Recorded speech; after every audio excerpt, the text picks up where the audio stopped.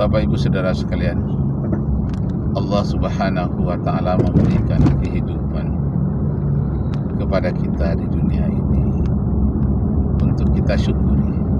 Bersyukurlah. Firman Allah, la in syakartum la azidannakum. Kalau kamu bersyukur, akan kutambah nikmatku kepadamu. Wa la in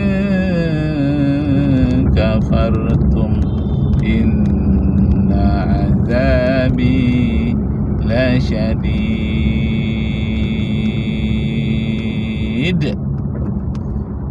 Jika engkau kufur, tak mau bersyukur kepada nikmat yang diberikan Allah, terimalah nanti azab Allah sangat pedih. Nah, kalau gitu terpaksa kita menerima, Ustaz. Iya, terpaksa kita terima. Suka nggak suka, terima aja.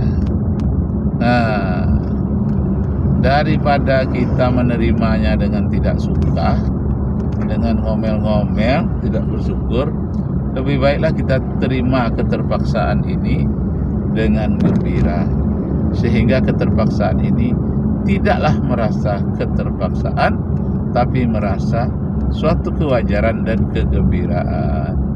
Masya Allah. Dan akhirnya kita akan menemukan Ar-Rahman Ar-Rahim, betapa sayangnya Allah kepada kita. Jadi Bapak Ibu Saudara-saudara sekalian, orang yang bersyukur itu dia merasa Allah itu sayang pada dirinya. Tapi orang yang tidak pernah bersyukur tak merasa bahwa Allah itu sayang kepada dirinya. Dia merasa kurang terus-menerus. Tidak ada di negaranya, dia cari di negara lain. Tidak dapat dibeli dengan cara yang murah, dia paksa, dia rampok, dia tipu. Dia pasangkan riba, dia pasangkan bermacam peralatan untuk menipu agar dia mudah dengan modal yang kecil dapatkan keuntungan sebanyak-banyaknya.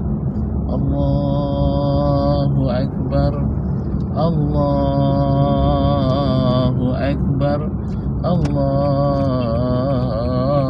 Akbar. La ilaha illallah, wallahu akbar, Allahu akbar, walillahil hamd. Manusia sudah berkuasa kalau dia merapat nikmat yang banyak, dia bisa merasa mengendalikan dunia ini. Dia menjadi sombong dia. Itulah di dalam surah Al-Ma'arij dikatakan, wa idza massahul khairu manu'a. Apabila dia dapat kekuatan yang banyak, rezeki yang melimpah, malah dia menjajah. Duitnya merasa kurang, hartanya merasa kurang. Manu'ah, atau dia menjadi kikir. Illal musallin, kecuali orang yang benar-benar sholat. Jadi Bapak Ibu saudara-saudara sekalian, masalah Eropa menjajah negara-negara Afrika, negara Asia, itu kan masalah dia merasa punya nilai lebih dalam bidang persenjataan, dalam bidang teknologi. Seenak-enaknya dia memperbudak, memaksa, menipu, menjajah, yang disebut dengan kolonialisme. Dia menjajah. Kenapa itu terjadi? Karena keserakahan, karena kesombongan. Dia merasa dengan menjajah itu dia akan beruntung. Masya Allah. Seperti misalnya Inggris yang menjajah Australia. Puluhan juta itu orang aborigin itu dibunuhnya. Bagaimana pula orang Inggris menjajah Amerika? Belasan juta pula orang suku Indian merah dibunuh. Ladang-ladang mereka, tempat penggembalaan bison, tempat penggembalaan kambing dan ternak-ternak lainnya, itu dirampok, mereka ambil. Nah, Bapak Ibu saudara-saudara sekalian, itulah kerakusan manusia yang tidak beragama. Nah, tapi ada juga yang menggunakan kerakusan itu justru menyebarkan agamanya. Dari Eropa yang disebut dengan 3G, gerakan 3G. G yang pertama gold, merampok emas di negara jajahan, gold. Yang kedua glory. Glory ini kekuasaan, menancapkan kuku kekuasaan di negara-negara jajahan. Glory, dia yang paling berkuasa, yang lain hanya sebagai budak. Masya Allah. Nah, yang ketiga nih, gospel. Gospel ini adalah penyebaran Injil. Itu Matius, kitab Matius pasal 15 ayat 28 ayat 19. Pergilah ke seluruh dunia, jadikan seluruh dunia muridku. Jadikan seluruh dunia muridku, dan agar mereka bertuhan kepadaku. Nah, ternyata setelah diteliti ayat itu sebetulnya tidak sampai ayat 19. Ini adalah dibuat belakangan oleh orang-orang Romawi. Apa hubungannya Romawi ini dengan gospel?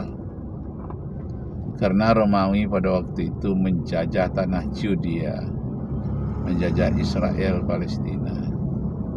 Ketika dia menjajah Israel itu, dia mengubah kitab suci itu dan dia menanamkan ajaran-ajaran dewa-dewa. Dia mengubah ajaran dewa-dewa itu dengan mensinkritisme, dengan mencampur adukkan dengan ajaran tauhid dari Nabi Isa alaihi salam. Akhirnya tauhid Nabi Isa itu mengatakan ehad. Ehad itu bukan esa, tapi kesatuan dari 3 Tuhan, Allah Bapa, Putra, Roh Kudus. Kenapa? Karena Romawi ini sangat terikat dengan kepercayaan lamanya. Percayaan itu dewa Zeus, dewa Atis, Horus, dewa Mitra. Nah, sudah mendarah daging selama 7.000 tahun.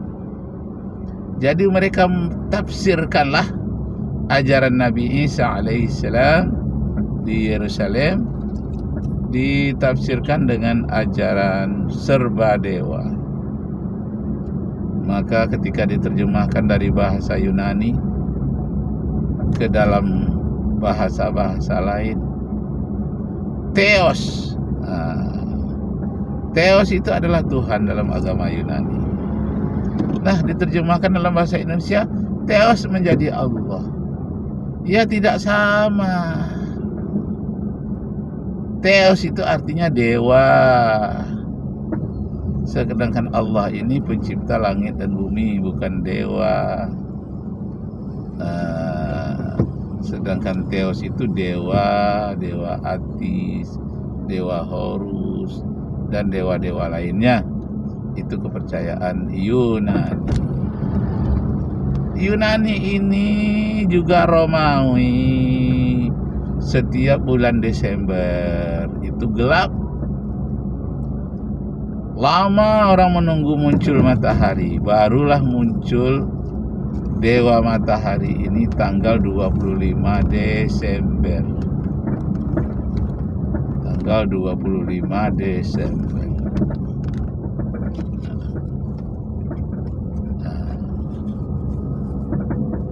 Itu sebabnya hari Natal itu dirayakan pada tanggal 25 Desember.